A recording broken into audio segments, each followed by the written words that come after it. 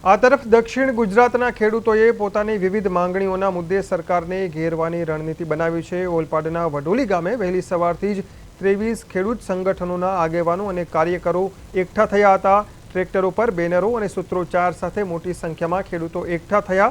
ખેડૂતોની આ tractor rally ભરૂચના હાસોટ માર્ગ પરથી પસાર થઈ રહી હતી અને આવતીકાલે ગાંધીનગર પહોંચશે।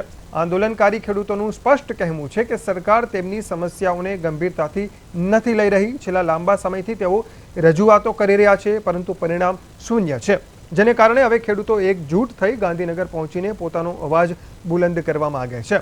સરકાર આ રેલીને કેવી રીતે પ્રતિસાદ આપે છે અને શું આંદોલન પહેલા કોઈ વાટાઘાટો થાય છે કે નહીં તે જોવું રહેશે।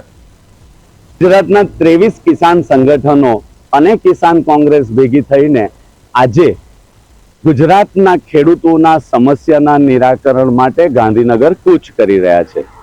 1 જ જૂન 15 જૂન આવતીકાલે અમે લગભગ ગુજરાતભરમાંથી જે અમારી કિસાન સંઘર્ષ સમિતિ અને કિસાન કોંગ્રેસ દ્વારા જે આયોજન કરવામાં આવ્યું છે એમાં 1111 ટ્રેક્ટર અને ખૂબ મોટી સંખ્યામાં સમગ્ર ગુજરાતનો ખેડૂત ભેગો થઈને પોતાની 5 માંગણીઓ રજૂ કરવા સરકાર સમક્ષ જઈ રહી અને 1111 ટ્રેક્ટરનું મિનિમમ આહવાન કર્યું છે અને સુરત જિલ્લામાંથી 65 ઉપર ટ્રેક્ટરો થઈ ચૂક્યા છે અને દક્ષિણ ગુજરાતમાંથી ટોટલ 150 જેટલી કારો પણ આમાં ભાગ લેવા જઈ રહી છે। અને અમારી માંગણી છે કે જે છેલ્લા 3 વર્ષથી વીજ ટ્રાન્સમિશન લાઇનના કંપનીઓ પોલીસનો બળ પ્રયોગ કરી ખેડૂતોનું જે શોષણ કરે છે અને બજાર કિંમતની જગ્યાએ જે જંત્રી આપવાની વાત કરે છે એ આંદોલન છેલ્લા 3 વર્ષથી અલગ અલગ જિલ્લાઓમાં સ્કેટર્ડ ચાલતું હતું, પરંતુ એની કોઈ માંગણીઓ એને ધ્યાને ન લેવાતા આજે ખેડૂતોને ફરજ પડી છે કે ગાંધીનગરમાં ધામો નાખી અને અમારી જે માંગણીઓ છે એનો અવાજ બુલંદ। 2.5 વર્ષથી ગુજરાતમાં વીજ ટ્રાન્સમિશન લાઇનનો જે પ્રશ્ન છે એને લઈને એક પ્રશ્ન છે। વીજ ટ્રાન્સમિશન લાઇનમાં પોલીસ અને પ્રશાસન ખેડૂતોને જો જુલમ ગુજારીને કોઈ પણ જાતની પરવાનગી વિના ખેડૂતોના ખેતરમાં જઈને અને ટાવર નાખે છે એ પ્રશ્ન છે। બીજો પોષક ભાવ ખેડૂતો નથી મળતો, પશુપાલકોને દૂધના ભાવ નથી મળતા અને જે નકલી ખાતર બિયારણ અને ખાતરની અછત છે અને જમીન માપણીના જે પ્રશ્નો છે એને લઈને ગુજરાતભરના ખેડૂતો ગાંધીનગર પોતાની 1111 ટ્રેક્ટરો લઈને પોતાની વાટ લઈને ગાંધીનગર।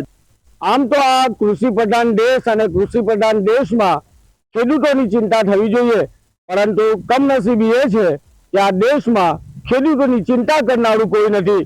પણ આ જે નેતાઓ છે પોતાના રાજ રમતમાં ખેડૂતોને પીસી નાખ્યા છે। જે રીતના આપ દ્રશ્ય જોઈ રહ્યા છો, ખાસ કરીને જે ખેડૂતો છે આવતીકાલે ગાંધીનગર પોતાની 5 માંગ લઈને આ ખેડૂતો છે તે જવાના છે। ટ્રેક્ટર રેલીમાં તેઓ 1111 ટ્રેક્ટરો 150 થી 200 વાહનો લઈને તેઓ ગાંધીનગર જવાના છે અને ખેડૂતો પોતાની માંગ મૂકવાના છે। ઉત્તર ગુજરાત હોય, દક્ષિણ ગુજરાત હોય, મધ્ય ગુજરાત હોય, તમામ જગ્યા પરથી જે ગામડાના ખેડૂતો છે પોતાની માંગ લઈને તેઓ છે તે ગાંધીનગર જવાના છે અને સરકારને તે સામે તેઓ પોતાની માંગ મૂકવાના છે। ખેડૂતો કહી રહ્યા છે કે જે રીતે ગુજરાતના જે ફળદ્રુપ જમીન આવી છે અને ફળદ્રુપ જમીનની અંદરથી જે રીતે ખેડૂતોને જે રીતે એમની જમીનમાંથી પાવર ગ્રીડ હોય અનેક વિકાસના નામે જે લાઈનો પસાર થઈ રહી છે અને એના કારણે ખેડૂતોની જે હાલત છે તે બદથી બદતર થઈ રહી છે।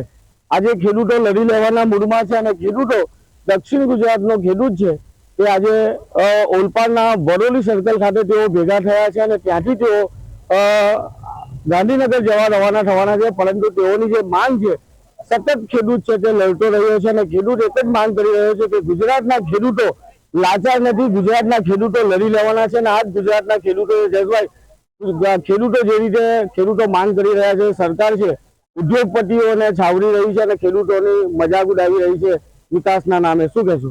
બિલકુલ કિરણભાઈ, આપની વાત સાથે સંમત છું અને ખેડૂત જગતનો તાત છે। અમે જગતના તાત છીએ અને જગતના પેટનો ખાડો પૂરીએ છીએ। અમારી વાત અત્યારે કેન્દ્ર સરકારમાં બેઠેલી, સત્તામાં બેઠેલી ભારતીય જનતા પાર્ટી, નરેન્દ્રભાઈ મોદીની સરકાર ગુજરાતની અંદર છેલ્લા 25 થી વધારે વર્ષથી જે ભારતીય જનતા પાર્ટીની સરકાર છે ગુજરાતના ખેડૂતો ઉપર અત્યાચાર કરી રહી છે। રામ મંદિરના નામે ખેડૂતને ખૂબ ગુમરાહ કર્યો।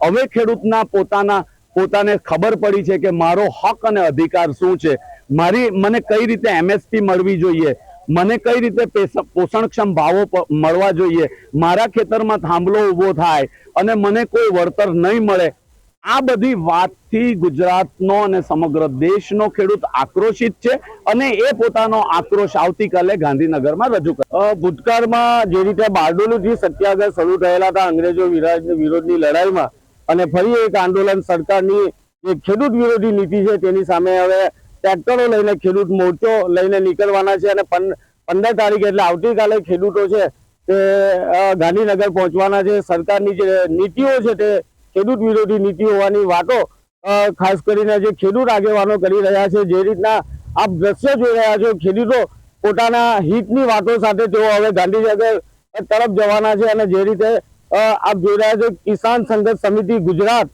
ખાસ કરીને ચાલો ગાંધીનગર ખેડૂત અધિકાર યાત્રા એટલે કે આ ખેડૂત અધિકાર યાત્રા લઈને તેઓ નીકળવાના છે. અને ખાસ કરીને ખેડૂતોની એક જ માંગ છે કે જ્યારે ખેડૂતો પર આફત આવી છે, ના તો અંગ્રેજ ફાવ્યો છે ના સરકાર ફાવી છે, કારણ કે ખેડૂતો જ્યારે પાયમાલ થઈ જતા હોય, ખેડૂતો જમીન વિહોણા બનતા હોય છે, ત્યારે ગમે તેવો ચમનબંધીની સરકાર હોય છે તે જમીન દોષ થઈ જતી હોય છે. અને આ ખેડૂતો આજે એક જૂથ સાથે ગુજરાતનો ખેડૂત છે તે રસ્તા પર આવી ગયો છે અને ટ્રેક્ટર લઈને ગાંધીનગર પર તેઓ જવા નીકળ્યા છે. અને તેઓ કહી રહ્યા છે કે આ સરકારો ખેડૂત વિરોધી નીતિ લાંબો સમય ચાલવાની નથી અને ખેડૂતો એક જ માંગ કરી રહ્યા છે કે કૃષિ પ્રધાન દેશ છે તો ખેડૂત હિતની નીતિ બનાવવી જોઈએ. આ ઉદ્યોગ હિતની જે નીતિઓ છે તે ખેડૂતોને પરેશાન કરી રહી છે. આવનાર સમયમાં વિકાસના નામે જે સરકારો છે તે ખેડૂતને કચરી નાખવાનો જે પ્રયાસ કરી રહી છે તેની સામે હવે ખેડૂતોએ બાણી ચલાવી છે. અને આવનાર સમયમાં ખેડૂતો લડી લેવાના મૂડમાં છે. જો ખેડૂતોને ન્યાય નહીં મળે, ખેડૂતોને યોગ્ય વળતર ના મળે, પોષણક્ષમ ભાવ ના મળે તો ખેડૂતો રસ્તા પર પણ ઉતરશે.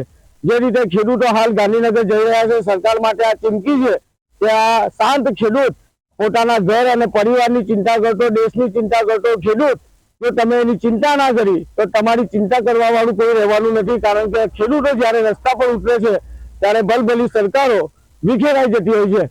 કિરણસિંહ ગોહિલ, પ્રદેશ 24 ગુજરાતી,